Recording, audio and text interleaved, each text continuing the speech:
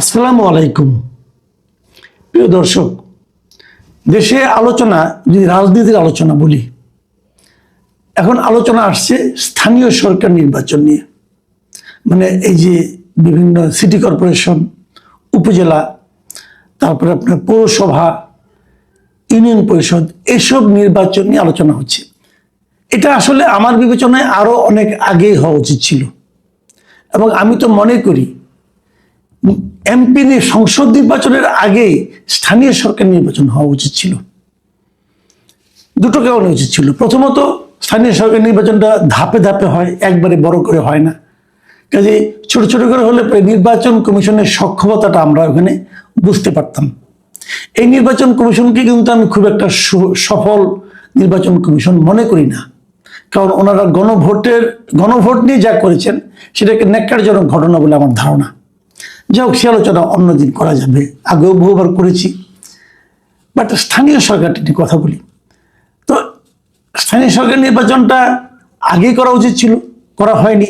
কারণ স্থানীয় সরকার নির্বাচনের সঙ্গে নাগরিকদের নানা ধরনের প্রয়োজনীয় কর্মকাণ্ড জড়িত থাকে। ধরেন একজন নাগরিক সত্ত্বায়িত সার্টিফিকেট, নাগরিকত্ব সার্টিফিকেট, একটা চরিত্রের সার্টিফিকেট, একটা আপনার ওই সম্পত্তির যখন ভাগাভাগি হয় তখন সেটার একটা মানে আপনার ওয়ারিশান সার্টিফিকেট, এই ধরনের অনেকগুলো সার্টিফিকেট কিন্তু এই কাউন্সিলর এবং কমিশনাররা দিয়ে থাকেন। সিটি কর্পোরেশন, ইউনিয়ন পরিষদ অথবা আপনার সিটি পৌরসভা, এগুলোতে এগুলো থাকে। তো সেটা খুব জরুরি। পৃথিবীর যত সভ্য দেশ আছে এবং যে সমস্ত জায়গায় জনগণের আপনার ক্ষমতাটাকে জরুরি গুরুত্বপূর্ণ দেওয়া হয়, সে সমস্ত দেশে কিন্তু স্থানীয় সরকার খুবই শক্তিশালী থাকে। এবং বিভিন্ন এলাকায় আমাদের এখানে যেমন উন্নয়ন কর্মকাণ্ড মানে হলো যে এমপিদের একটা একতন্ত্র, এমপিরা সেখানে রাজা, এমপিরা যা বলবে তাই হবে। স্থানীয় সরকার শক্তিশালী হলে পরে এমপিদের সেই দৌরাত্মটা আর থাকে না, এবং সেটা থাকা উচিত নয়। কারণ এমপিরা তো পার্লামেন্ট মেম্বার, তারা স্থানীয় পর্যায়ের উন্নয়নে কেন তাদের ভূমিকা থাকতে হবে? এখানে ভূমিকা থাকবে স্থানীয় সরকারের, যেমন উপজেলার চেয়ারম্যান, পৌরসভার মেয়র, তাদের। এমপিরা মতামত দিতে পারে, এমপিরা কোনো রকম খারাপ হলে পরে জনগণের কথা শুনে তারা সেটা নিয়ে সংসদে তুলতে পারে, আলোচনা করতে পারে। কিন্তু কোনটা কাজটা কাকে দিতে হবে, কি কাজ করতে হবে, এগুলো এমপি দেখার ব্যাপার হওয়া উচিত না বলে আমি মনে করি। যাই হোক, সরকার বিএনপি চায়নি স্থানীয় সরকার, বিএনপি নির্বাচনের পরে চেয়েছে। তারা ভেবেছে নির্বাচনের পরে হলে তাদের সুবিধা হবে। ঠিক আছে, এখন সেভাবে হয়তো হবে, কিন্তু কবে হবে সেটা বড় কঠিন এই কারণে। এক্ষেত্রে বিএনপির একটা ভূমিকা আমার একদমই পছন্দ হয়নি। সেটা হলো, তারা ক্ষমতায় আসার পর মানে সংসদ নির্বাচনের পরপরই তারা এসে প্রথমে যেটা হলো 2 দফায় দেশের 11টি সিটি কর্পোরেশনে দলীয় ব্যক্তিকে, তাদের দলের ব্যক্তিকে মানে প্রশাসক হিসেবে নিয়োগ দিয়েছে। সাধারণত সিটি কর্পোরেশনে মেয়র না থাকলে পরে ওখানে একজন প্রশাসক হিসেবে নিয়োগ করা হয়, এবং এই প্রশাসক সাধারণত কোনো একজন আমলা মানে আপনার এডিশনাল সেক্রেটারি টাইপের এই লেভেলে কোনো একজন লোক থাকেন। কিন্তু সেগুলো সেরকমই ছিল, তাদের সরিয়ে সব জায়গায় দলীয় লোককে প্রশাসক হিসাবে নিয়োগ করেছে বিএনপি। আমি মনে করি এই কাজটা তারা ঠিক করেনি। এরপরে আবার তারা যেটা করেছে সেটা হলো, প্রত্যেকটা জেলা পরিষদের যিনি প্রশাসক হবেন সেখানেও তারা তাদের দলীয় লোককে নিয়োগ দিয়েছে। হয়তো তারা ভেবেছে যে এভাবে স্থানীয় সরকারে তাদের লোক থাকলে পরে যখন নির্বাচনটা হবে তখন এই লোকগুলো রেজাল্ট ভালো হবে। কিন্তু আমার বিবেচনা, আমার মনে হয় কেন যেন এটা বরং বুমেরাং হয়ে যেতে পারে। বুমেরাং হবে কারণ তারা তো এই অল্প সময়ে 1-1.5 বছরে অথবা 6 মাসে তারা তো তেমন কোনো কাজ দেখাতে পারবে না। যদি কাজ দেখাতে না পারে তাহলে তাদের ভোট আরো কমবে। কাজে এটা কেন বিএনপি করেছে আমি বলতে পারবো না, কিন্তু সেটাও কথা না। কথা হলো নির্বাচনটা হতে যাচ্ছে, এবং এই নির্বাচনটা কবে হবে ধারণা করা হয় এই বছর ডিসেম্বরে অথবা ওই সময় আশেপাশে হবে নির্বাচন। মানে তার ক্ষমতায় আসা 7-8 মাস অথবা 6 মাস পর থেকে হয়তো হবে। কিন্তু আজকে এই আলোচনাটা করলাম এই কারণে যে জামাতে ইসলাম যেমন তাদের এমপি নির্বাচনের অনেক আগেই তাদের প্রার্থী তালিকা তৈরি করে ফেলেছিল, যে কোথায় কে প্রার্থী হবে তারা নিজেরা ঠিক করে ফেলেছিল। এক্ষেত্রেও তারা কিন্তু তাদের সিটি কর্পোরেশনের মেয়র কারা হবেন সেটা তারা ঠিক করে ফেলেছে। আমি এই জায়গায় এসে একটু জামাতের প্রশংসাই করতে চাই। আমি চাই এই কারণে, দেখেন এই যে মহিলা এমপি নির্বাচন হলো, বিএনপি থেকে তারা নির্বাচন করেছে, যে বিএনপি থেকে যে মহিলা এমপিগুলি হয়েছে তাদের জন্য আপনি ভাবেন প্রায় 1,500-2,000-এর মতো লোক কিন্তু আবেদন করেছে।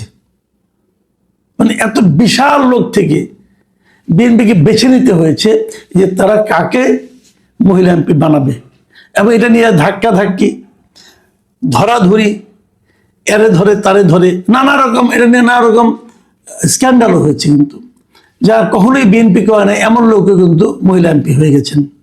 যারা মহিলা এমপি হওয়ার জন্য অনেক দিন ধরে আশায় ছিলেন তারা হতাশ হয়েছেন, যারা দীর্ঘদিন ধরে রাজনীতি করেছেন, অনেক ত্যাগ স্বীকার করেছেন, তারা হতাশ হয়েছেন। কিন্তু এর বিপরীতে দেখেন জামাত কি করেছে। জামাতের কারা মহিলা এমপি হবেন এটা নিয়ে কোনো আলোচনা নাই, জামাতের মহিলা এমপিদের কোনো আবেদন করতে হয় নাই, কোনো কিছু। জামাত তার কমিটি বসে তারা ঠিক করে দিয়েছেন যে কারা কারা মহিলা এমপি হবেন। এটা নিয়ে কোনো বাদ প্রতিবাদ নাই, কেউ দল ছেড়ে চলে যায় নাই, কেউ অভিমান করে দুইটা কথা বলে নাই। তো আমি একটা জিনিস বুঝি না, সেই জিনিসটা হলো বিএনপি তো যাদেরকে মহিলা এমপি হিসেবে ওনারা মনোনয়ন দিয়েছেন, সেহেতু বিএনপি সেন্ট্রাল কমিটি বসেই অথবা নির্বাচন পরিচালনা কমিটি বসেই তো এইটা মনোনয়নটা দিয়েছেন। তারা যদি জানেনি কাকে মনোনয়ন দিবেন, তাহলে সবার কাছ থেকে আবার ওই 50,000 টাকা 52,000 টাকা নিয়ে আবেদন করতে বলা কেন? এটা কি ফান্ড সংগ্রহের একটা পদ্ধতি? এটা খুব প্রয়োজনীয় ছিল কি? তো এই যে বিষয়গুলি না আমার বিবেচনায় এগুলি রাজনৈতিক দুর্বলতা হিসেবে মানুষের সামনে কিন্তু এসে যায়। আমি এই জন্যই এর সঙ্গে আমি জামাতে ইসলামের তুলনা করলাম, যে জামাতে ইসলামের প্রার্থীদের কিন্তু কোনো হইচই হয় না। তাদের মধ্যে বলে না একটা পোস্টের জন্য তাদের এখানে 20 জন 10 জন কিন্তু প্রার্থী আসে না, মনোনয়নপত্র কেনারও কোনো ঝামেলা থাকে না। তারা নিজেরাই ঠিক করে যে আমরা কাকে দেব কাকে দেব না। সবাইকে আমরা চিনি, দলের জন্য কার কি ভূমিকা আছে তাদেরকে তারা মনোনয়ন দিয়ে দেয়। এক্ষেত্রেও এই যে সামনে স্থানীয় সরকার নির্বাচন হবে, তারা কিন্তু সিটি কর্পোরেশনগুলোতে কাদের কাদের নিয়োগ দিবে, এই মনোনয়ন দিবে, সেটা তারা এরই মধ্যে ঠিক করে ফেলেছে। আমরা প্রথম জানতাম যে ঢাকা দক্ষিণে সাদিক কায়েমকে দেওয়া হবে, সেটা তো ঠিকই আছে। সাদিক কায়েম ঢাকা বিশ্ববিদ্যালয়ের ভিপি, এবং বলা হচ্ছে যখন নির্বাচনটা হবে গত বছর 25 কিন্তু সেপ্টেম্বরে ইলেকশনটা হয়েছিল, তার মানে ডাকসুর মেয়াদটা 1 বছর, তাহলে 26 সেপ্টেম্বরে মেয়াদ শেষ হয়ে যাবে, তার ছাত্রত্ব শেষ হবে, তো তাকে দেওয়া যাবে। এবং এরকমভাবে চট্টগ্রামে, নারায়ণগঞ্জে, গাজীপুরে, হ্যাঁ, এগুলিতে তারা কিন্তু অলরেডি তাদের প্রার্থী ঠিক করে ফেলেছে। মজার ব্যাপার হলো এই প্রার্থীদের দিকে তাকালে একটা জিনিস কিন্তু স্পষ্ট হয়ে যাচ্ছে, সেটা হলো জামাত কিন্তু এই প্রার্থী নির্বাচনের ক্ষেত্রে তরুণদের উপর নির্ভর করেছে। একদম তরুণ যারা, যেমন সাদিক কায়েম এখনো মাত্র ছাত্রত্ব শেষ হবে, তাকে দিয়েছে। প্রত্যেকটা জায়গায় আমি ওদের কয়েকজনের ছবি দেখলাম, এবং ছবিগুলো দেখলে বোঝা যায় তাদের ম্যাক্সিমামেরই চুলই পায়নি, চুল দাঁড়িয়ে কিছুই পাকেনি। তো এটা তরুণদের উপরে যে নির্ভরতা, এটা কেন? এটা আমার কাছে দুটো কারণে মনে হয়। প্রথমত কারণ হলো যে তারা কিন্তু জাতীয় নির্বাচনে একটা তরুণদের একটা প্রতিনিধিত্ব রাখার জন্য তারা কিন্তু এনসিপির সঙ্গে একটা নির্বাচনী জোট করেছিল, এবং সেই জোট করে জামাতের খুব একটা লাভ হয়েছে বলে আমার কাছে মনে হয় না, এবং এনসিপির কিছু লাভ হয়েছে। তো তারা যদি নিজেরাই এখন তরুণদেরকে রাজনীতির দিকে উদ্দীপ্ত করতে পারে, দেখাতে পারে যে তারা তরুণ নেতৃত্বকে সামনে আনতে চায়, আমার ধারণা এটা তরুণ ভোটারদের মধ্যে একটা ইতিবাচক প্রভাব ফেলতে পারে বলে তারা হিসেব করছে। এই হিসাবটা ভালো কি মন্দ হয়তো ইলেকশনের পরে টের পাওয়া যাবে, কিন্তু আমি নির্দ্বিধায় বলতে পারি জামাত যদি তাদের তরুণ নেতৃত্বকে এই নির্বাচনে মনোনয়ন দেয়, মানে স্থানীয় সরকার নির্বাচনে, সেটা কিন্তু এনসিপির জন্য খুবই বেদনাদায়ক একটা ঘটনা হবে। কারণ আপনারা জানেন এর মধ্যে এনসিপির বিখ্যাত নেতা, খুবই আলোচিত নেতা আসিফ মাহমুদ সজীব ভুইয়া, তিনি ঢাকা দক্ষিণ থেকে নির্বাচন করবেন বলে ঘোষণা দিয়ে ফেলেছেন।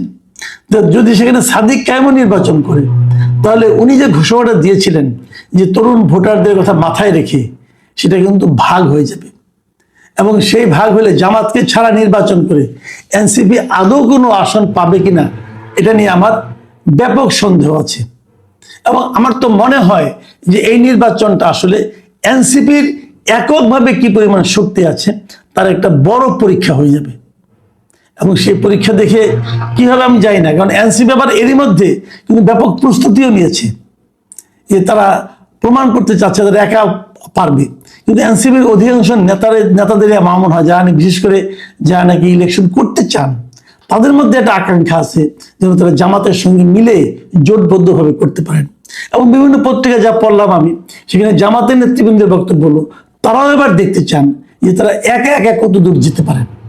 কারণ বিগত নির্বাচনে জামাত অনেক ভোট পেয়েছে, সেই ভোট পাওয়ার কারণে তাদের মধ্যে আত্মবিশ্বাস তৈরি হয়েছে, হয়তো আগামী স্থানীয় সরকার নির্বাচনে তারা খুব ভালো করবে।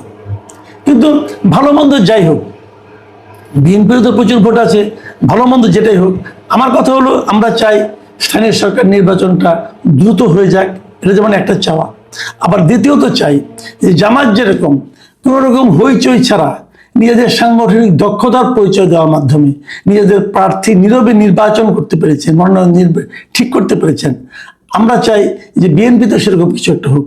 এই মনোনয়ন নিয়ে যদি এত মারামারি হয় তাহলে নির্বাচনটা কেমন হবে? মনোনয়ন নিয়ে মারামারি হওয়ার অর্থ হলো নিজের দলেরই আরেকজন প্রার্থীকে বিদ্রোহী প্রার্থী হিসাবে কিন্তু একভাবে দাঁড়ানোর জন্য প্ররোচনা দেওয়া। সেটা নিয়ে দলীয় একটা সরকারি দল যেটা, তার দলীয় ঐক্যটা আমি মনে করি আরো একটু দৃঢ় থাকা উচিত।